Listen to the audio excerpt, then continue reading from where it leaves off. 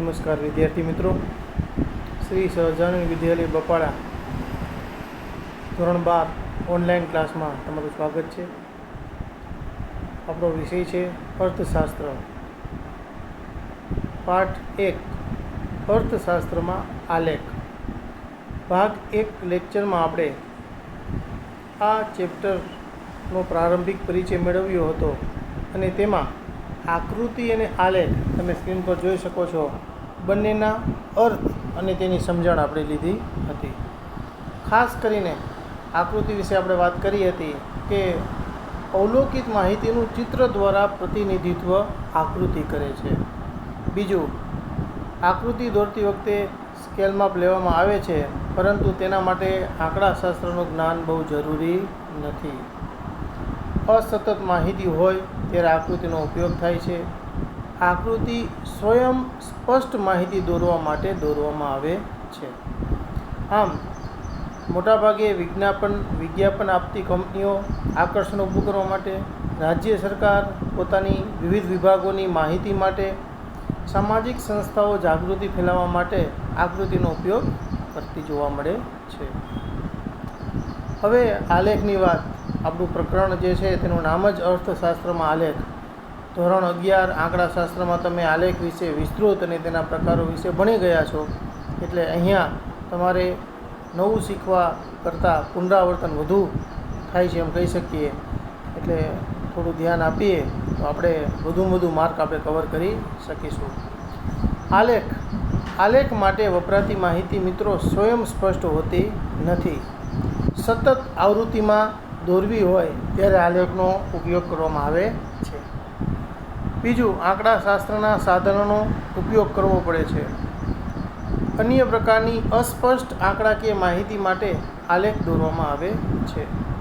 X અને Y નામની બે ધરીઓ દોરવામાં આવે છે અને તેમાં દોરાયેલા ચતુર્થાંશોમાંના એક કે એકથી વધુ ચતુર્થાંશ પર આલેખ ફેલાય છે. સામાન્ય રીતે આલેખ આપણે જોતા હોઈએ છીએ કે ગ્રાફ પેપરમાં દોરવામાં આવતો હોય છે અને સંશોધનકારો, ઉચ્ચ શિક્ષણ દરેકમાં એનો વધુ ઉપયોગ થતો જોવા મળે છે. આપણે આકૃતિમાં સમાવિષ્ટ અસતત અને સતત આવૃત્તિના ઉદાહરણોનો અભ્યાસ કર્યો હતો. ત્યારબાદ આકૃતિ અને આલેખનું મહત્ત્વ, જે સામાન્ય રીતે પરીક્ષામાં ઘણી વખત 2 કે 3 ગુણમાં પ્રશ્ન તરીકે પૂછાતું હોય છે, તો તેના 6 જુદા જુદા મુદ્દાઓ હતા. તે ખાસ બધાએ ધ્યાનમાં લેવા. લેસનમાં પણ આ 6 મુદ્દાઓ દરેકે લખવાના છે. આકૃતિ અને આલેખ દોરતી વખતે ધ્યાનમાં રાખવાની બાબતો.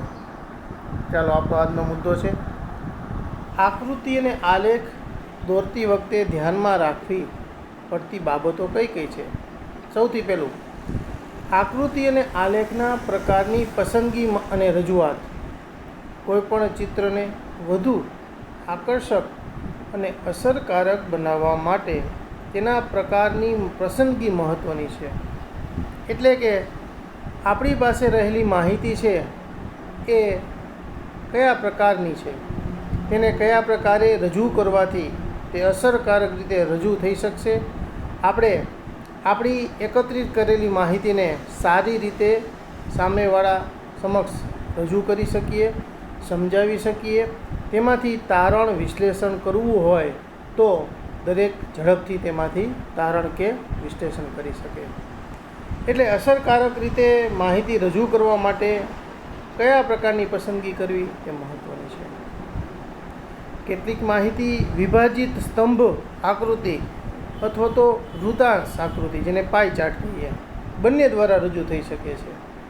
તો બેમાંથી કઈ આકૃતિ રજૂ કરવી વધુ અસરકારક બને તે માટેની પસંદગી કરવી જરૂરી છે. મિત્રો, આપણને ખ્યાલ છે વૃતાંશ આકૃતિ સામાન્ય રીતે રાજ્યનું કે દેશનું જ્યારે બજેટ રજૂ થતું હોય છે ત્યારે કેન્દ્ર કે રાજ્ય સરકાર તરફથી રૂપિયો, જે કહેવાય કે મૂળભૂત આપણો એકમ છે, તે સરકારને આવક સ્વરૂપે ક્યાંથી આવશે અને ખર્ચ, એટલે કે સરકાર એ રૂપિયો ખર્ચ કઈ રીતે કરશે તેનું વૃતાંશ આકૃતિ સ્વરૂપે બહુ સરસ રીતે વર્ણન કરવામાં આવતું હોય છે. બીજું, આપણે સૌ ક્રિકેટ મેચ જોતા હોઈએ છીએ ત્યારે 50 ઓવરની મેચ હોય તો તેમાં ઓવર બાય ઓવર જે રીતે રન બન્યા હોય, વિકેટો પડી હોય, તે બતાવવા માટે સ્તંભ આકૃતિ બતાવતા હોય છે. કોઈ બોલરે પોતાની સ્પેલ વાઇઝ 10 ઓવરો પૂરી કરી હોય તો તે પણ સ્તંભ આકૃતિ સ્વરૂપે આપણને જોવા મળતી હોય છે. આમ તો દરેક વિભાગમાં આ બંનેનું કહેવાય આપણને સામ્યતા જોવા મળે છે અને દરેક ક્ષેત્રમાં દરેકનો ઓછા વત્તા અંશે ઉપયોગ થતો જોવા મળે છે.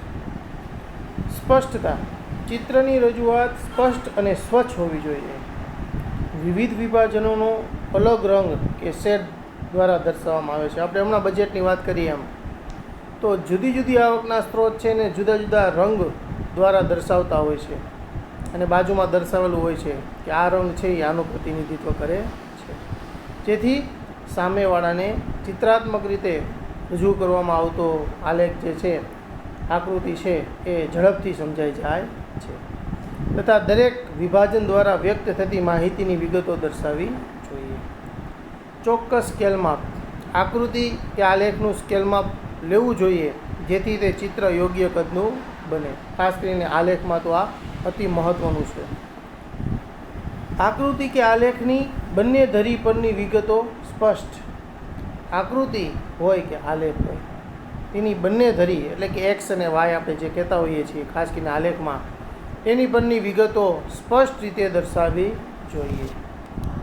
આપણે જ્યારે આલેખ દોરતા હોઈએ છીએ ત્યારે આપણને ખ્યાલ છે કે એક્સ અને વાય એક્સ ઉપર કયા પ્રકારે માહિતી છે તો તે ખાસ આપણને ખબર પડે. માનો કે મહિના એટલે કે માસ આપેલા હોય અને કોઈ પણ વસ્તુનું વેચાણ આપેલું હોય તો એક્સ અક્ષ ઉપર આપણને માનો કે માસ લખવામાં આવે છે, જૂન, જુલાઈ, ઓગસ્ટ એ રીતે, અને વાય ધરી ઉપર આપણને ક્રમશઃ સ્કેલમાં લખેલું હોય 1 સેન્ટીમીટર બરાબર, તો તે એકમોમાં વેચાણ બતાવેલું હોય છે.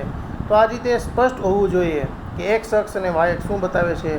આપણે આલેખ દોરીએ છીએ ત્યારે તેમાં આપણે સ્વાભાવિક છે કે આલેખની ઉપરના જમણા ખૂણામાં આ બધું જ લખતા હોઈએ છીએ કે એક્સ અક્ષ બરાબર શું છે, વાય અક્ષ બરાબર શું છે, 1 સેન્ટીમીટર બરાબર આપણે કેટલું માપ એટલે કે જે આપેલા એકમો છે તે કેટલા લીધા છે, જેથી સમજનારને આસાની રહે છે અને સમજવી અને તારણ કાઢવું સહેલું બને છે.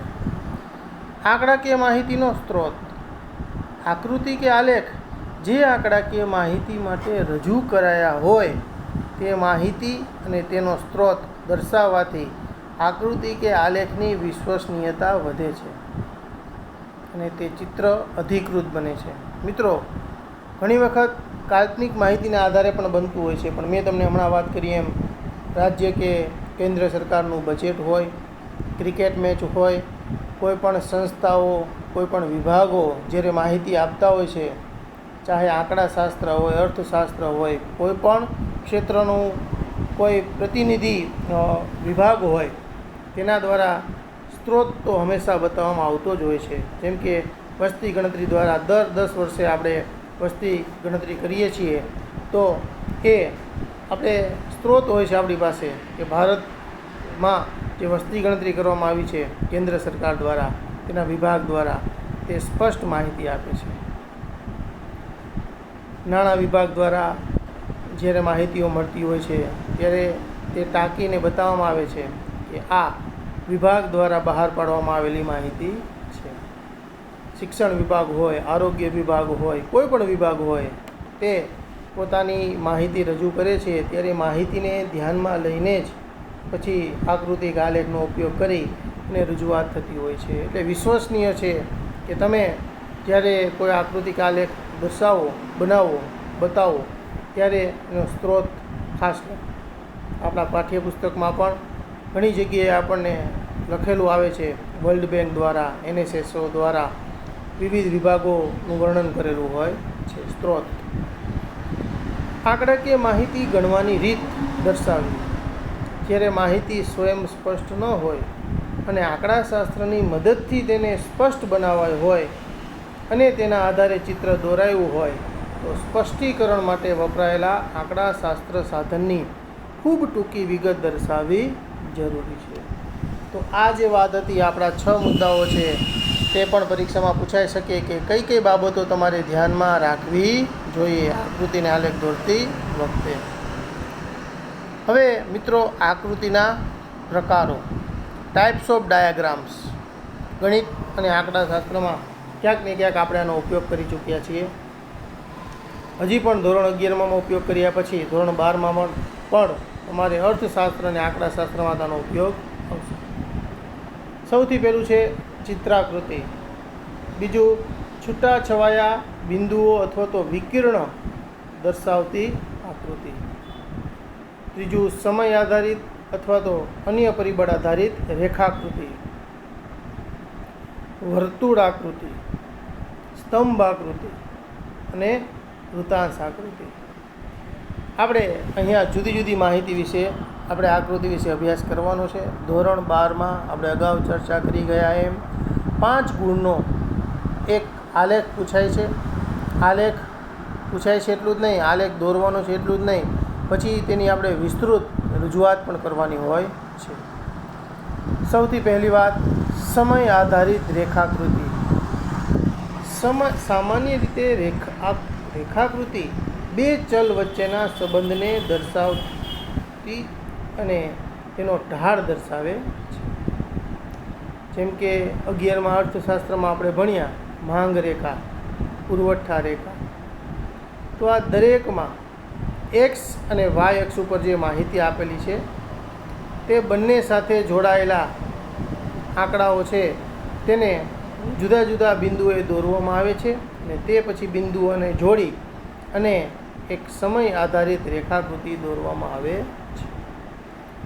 આ પ્રકારની આકૃતિમાં સ્વતંત્ર ચલ એક્સ ધરી પર અને પરતંત્ર ચલ વાય ધરી પર દર્શાવાય છે. અગાઉ પણ આપણને ખબર જ છે કે એક્સ ધરી પર દર્શાવવામાં આવતો ચલ કેવો હોય છે? સ્વતંત્ર ચલ. અને પરતંત્ર ચલ વાય ધરી ઉપર, જેમ કે વરસાદ અને કોઈ પણ પાકનું વાવેતર. તો વરસાદ છે એ સ્વતંત્ર ચલ છે, પાકનું વાવેતર એ પરતંત્ર ચલ છે, કારણ કે તે વરસાદ આધારિત છે એમ આપણે માનવાનું હોય છે. સમયના સંદર્ભમાં કોઈ એક ચલના સ્વયં સ્પષ્ટ વલણો દર્શાવતી આકૃતિ અર્થશાસ્ત્રમાં વારંવાર વપરાય છે. દાખલા તરીકે વિવિધ વર્ષોમાં વસ્તીની સંખ્યા, વિવિધ વર્ષોમાં ફુગાવાનો દર, વિવિધ વર્ષોમાં સાક્ષરતાનો દર.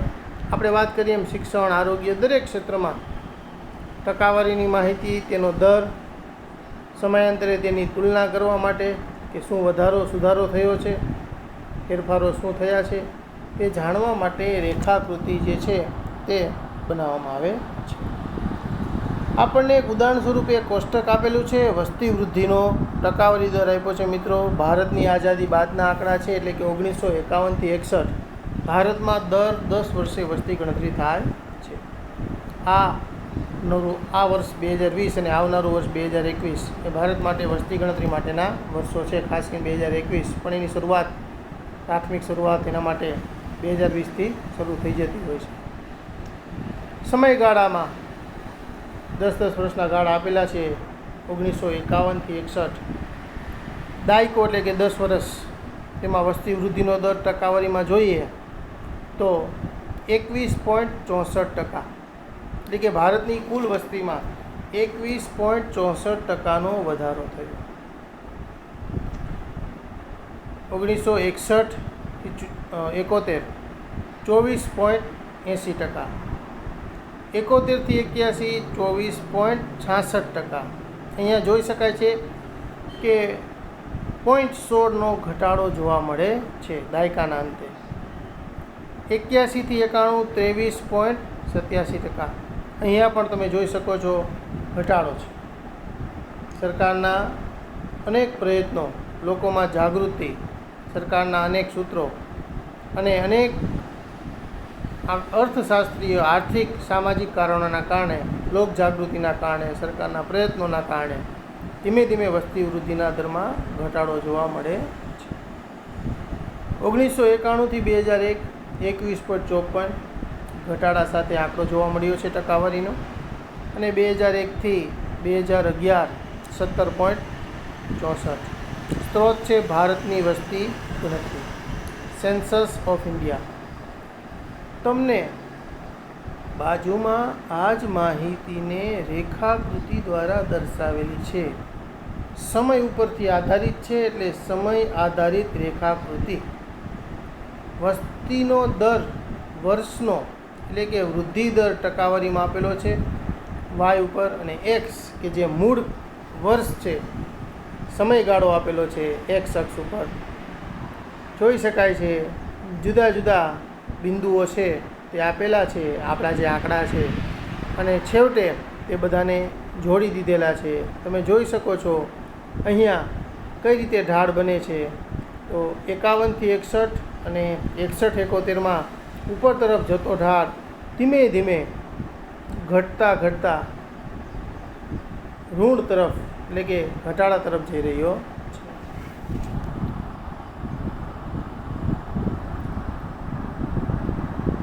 સ્તંભ આકૃતિ અને તેના પ્રકારો.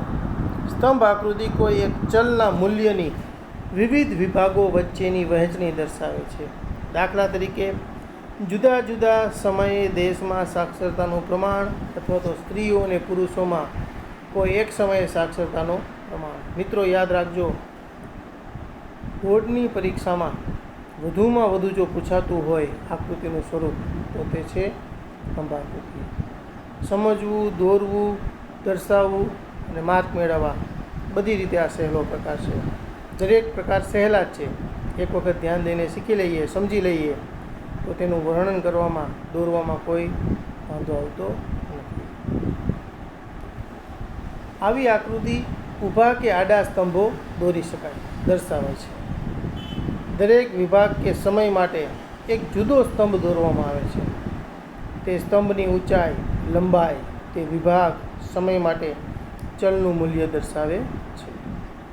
આમ સ્તંભોની ઊંચાઈ, લંબાઈ દ્વારા ચલના મૂલ્યની વિવિધ વિભાગો કે સમયગાળા વચ્ચે સરખામણી થઈ શકે છે. ક્રિકેટનું આપણે ઉદાહરણ દીધું હતું, તે આપણને વધુમાં વધુ ટીવી ઉપર જોવા મળતું હોય છે. સ્તંભ આકૃતિ સામાન્ય રીતે 3 પ્રકારની હોય છે. 11મા અર્થશાસ્ત્રમાં તમે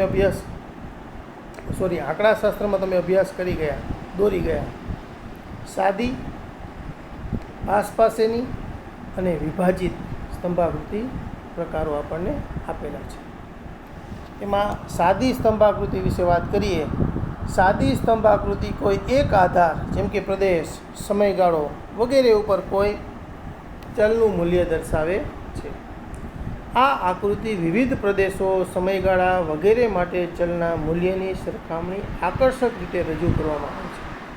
સૌથી સરળમાં સરળ આકૃતિ હોય તો સાદી, માત્ર એક સ્તંભ તમારે દોરવાનો હોય છે. માનો કે તમને આપેલી માહિતીમાં 3, 4 કે 5 કોઈ એક્સ અક્ષ તરીકે લેવાના સમયગાળો છે કે કોઈ અન્ય માહિતી આપેલી છે, તો તેને તમારે 4 કે 5 સ્તંભ દ્વારા દોરવાનું હોય છે. અને વાય ધરી ઉપર સામે એના એકમો હોય છે ત્યાં સુધી તે સ્તંભોને દોરી અને સરસ રીતે રજૂ કરવાના હોય છે. સહેલામાં સહેલો પ્રકાર. કોઈ ઉદાહરણ આપેલું છે, કોઈ એક દુકાનમાં દર 2 મહિનામાં ચોકલેટ બોક્સનું વેચાણ. જોઈ શકાય છે કોષ્ટક આપેલું છે, બાજુમાં સાદી સ્તંભાકૃતિ આપેલી છે, તેમાં જમણા ખૂણા ઉપર વેચાણ એકમમાં આપેલું છે અને બ્લેક ડોટ દ્વારા બતાવ્યું છે. આમાં જ્યારે વધારે સ્તંભ હોય ત્યારે ખાસ કરીને સ્તંભોને કઈ આકૃતિ દ્વારા દર્શાવો છો તે વિશેષ જરૂર પડે છે. અત્યારે તો માત્ર એક જ હોય દર એકમ મહિના દીઠ, એટલે કોઈ વિશેષ જરૂર પડતી નથી. અહીંયા તમને વર્ષભરના 2 મહિનાના વિભાગો આપેલા છે, એટલે કુલ 6 છે. જાન્યુઆરી ફેબ્રુઆરીમાં એકમ આપ્યું છે 35 બોક્સનું વેચાણ, માર્ચ એપ્રિલમાં 60, મે જૂનમાં 65, જુલાઈ ઓગસ્ટમાં 40, સપ્ટેમ્બર ઓક્ટોબરમાં 50 અને નવેમ્બર ડિસેમ્બરમાં 30. કાલ્પનિક બનાવેલું છે, સ્ત્રોત તમને આપેલો છે. જોઈ શકાય છે સ્વતંત્ર ચલ એક્સ માસ આપ્યા છે અને વાય ઉપર વેચાણ એકમમાં આપ્યું છે. અહીંયા 1 સેન્ટીમીટર બરાબર જોઈ શકાય છે 10 એકમો લીધેલા છે. એ પણ આપણે ઉપર દર્શાવવું જરૂરી છે. તો અહીંયા વિવિધ સ્તંભો આપેલા છે, તેમની વચ્ચે સરખું અંતર પણ રાખેલું છે, જેથી આપણને તે દોરવા, જોવા અને તેની ઉપરથી તારણ કાઢવું બહુ સરળ રહે છે અને આકૃતિ આલેખ દોરવો પણ બહુ અનુકૂળ રહે છે. તો આ રીતે આપણે જોયું સાદી સ્તંભાકૃતિ. એ જ રીતે પાસેની આ ક્યારે દોરવામાં આવે છે? જ્યારે એક આધાર ઉપર કોઈ એક ચલનું એક કરતાં વધુ વર્ગો માટેનું મૂલ્ય દર્શાવવામાં આવે. આથી આ આધારના દરેક મૂલ્ય ઉપર ચલના વિવિધ વર્ગોના મૂલ્યો દર્શાવતું જુદા જુદા સ્તંભો દોરવામાં આવે છે. ધારો કે સમયગાળો એ આધાર હોય, સાક્ષરતા એ ચલ હોય, તો તેમાં બે ભાગો સ્ત્રીઓ અને પુરુષો. તો વિવિધ સમયગાળા દરમિયાન સ્ત્રીઓ અને પુરુષોનું સાક્ષરતાનું પ્રમાણ જોવા માટે આવી આકૃતિ દોરાય છે. ત્યારે એક્સ ધરી ઉપર જે સ્વતંત્ર ચલ છે સમયગાળો, તેની ઉપર એક સાથે બે સ્ત્રી અને પુરુષના વર્ગ સ્તંભ દર્શાવતા પાસેના બે સ્તંભો દોરવામાં આવે છે. તેને આકર્ષક બનાવવા માટે દરેક સ્તંભને, એટલે કે એક સાથે જે પુરુષ અને સ્ત્રીનો સ્તંભ દોરીએ છીએ બાજુમાં, તેને જુદા જુદા રંગ કે શેડ દ્વારા યા તો આકૃતિ દ્વારા તમે જુદા પાડી શકો છો. જે અગાઉથી જ આપણે જ્યારે આલેખ દોરીએ ત્યારે જમણી બાજુ સૌથી ઉપર આપણે આ દર્શાવી દેતા હોઈએ છીએ કે આ જે નિશાની છે, આ જે રંગ છે, તે પુરુષ કે સ્ત્રી જે છે તેના આંકડા દર્શાવે છે, તેનો સ્તંભ છે. અહીંયા ફરી વખત ચોકલેટના બોક્સ છે, પરંતુ તે 3 વિભાગમાં વહેંચેલા છે. માસ તો એ જ રીતે છે, 6 બબે. નાના બોક્સ, મધ્યમ બોક્સ અને મોટા બોક્સ. અહીંયા જોઈ શકાય છે તમારે એક સાથે 3 પ્રકારના બોક્સ દોરવાના છે. પાસેની આકૃતિ દોરીએ ત્યારે એક્સ અક્ષ ઉપર સમયગાળો એક જ હશે, પણ તેની ઉપર દોરવામાં આવતા સ્તંભો એક સાથે દર વખતે 3. નાના બોક્સ માટે બ્લેક, મધ્યમ બોક્સ માટે ડિઝાઇન જે છે તે ક્રોસ લાઇનિંગ જે છે એ લાઇનિંગ આપણને બતાવેલી છે કે તે ડાબી તરફ જાય છે, અને બીજી મોટા બોક્સની લાઇનિંગ જમણી તરફ. તેમાં તમને યોગ્ય લાગે તે કોઈપણ ડિઝાઇન કે રંગ તમે દોરી શકતા હો છો. ઝડપથી દોરાઈ જાય, સમયનો બચાવ થાય અને યોગ્ય લાગે તે ડિઝાઇન આપણા માટે આવકાર્ય છે. અહીંયા તમને જોઈ શકાય છે જાન્યુઆરી ફેબ્રુઆરી માસમાં એક્સ અક્ષ ઉપર માસ આપેલા છે, વાય અક્ષ ઉપર વેચાણના એકમો છે. જાન્યુઆરી ફેબ્રુઆરીમાં પાસે 3 સ્તંભો છે. સૌથી પહેલાં નાના બોક્સ 30, મધ્યમ 15 અને ત્યારબાદ મોટા 25. આમ દરેક માસ વાઇઝ તમે જોઈ શકો છો સ્તંભો આપેલા છે.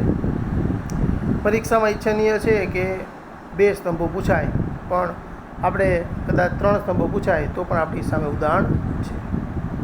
સમય મર્યાદા હોય છે, ગુણ મર્યાદા હોય છે, એટલે એ પ્રમાણે આપણને પ્રશ્નો પૂછાતા હોય છે, આલેખ પૂછાતા હોય છે. કારણ કે આલેખ જ માત્ર દોરવાના નથી, તેનું તમારે વર્ણનાત્મક વિશ્લેષણ પણ બતાવવાનું હોય છે. આમ આ પાસેની સ્તંભાકૃતિ જોવા મળી. વિભાજિત: જ્યારે સ્તંભ આકૃતિના દરેક સ્તંભના મૂલ્યને એકથી વધુ પેટા વિભાગોમાં વહેંચવામાં આવે ત્યારે વિભાજિત સ્તંભાકૃતિ બને છે. સ્તંભના પેટા વિભાગોને અલગ અલગ રંગ અથવા તો શેડથી આકર્ષિત કરવામાં આવે છે. દરેક વિભાગ જે આંક દર્શાવે છે તે લખવામાં આવે છે.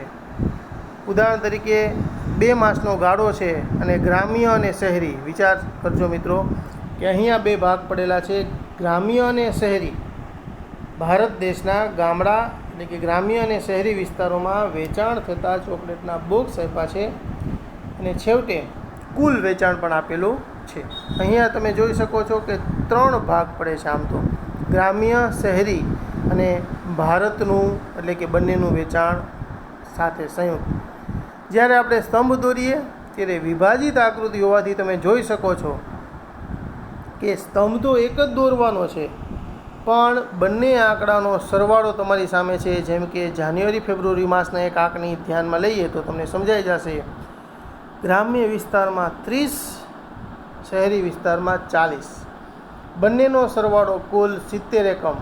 એટલે કે જાન્યુઆરી ફેબ્રુઆરી માસનો જ્યારે આપણે સ્તંભ દોરીએ તે કુલ 70 સુધી લઈ જવાનો છે, તમે જોઈ શકો છો. પણ તેના 2 ભાગ પડશે. પ્રથમ ભાગ 30, બીજો ભાગ 40. જોઈ શકાય છે કે પહેલો ભાગ ગ્રામીણનો રાખેલો છે, બીજો ભાગ શહેરીનો. તો આપણને આપેલી માહિતીને આપણે સરસ રીતે રજૂ કરી શકીએ છીએ.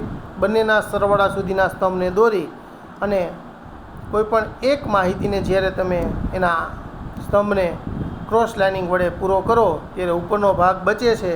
તે સ્વાભાવિક છે કે અન્ય વિભાગ અહીંયા શહેરીનું વેચાણ છે તેમાં પરિવર્તિત થઈ જાય છે. બંનેને તમે જુદી જુદી આકૃતિ રંગ દ્વારા શેડ દ્વારા દર્શાવી શકો છો. હવે સ્તંભાકૃતિ દોરતી વખતે ધ્યાનમાં રાખવાની બાબતો. દરેક સ્તંભની પહોળાઈ સરખી હોવી જોઈએ, કારણ કે સ્તંભની પહોળાઈ કોઈ મૂલ્ય દર્શાવતી નથી.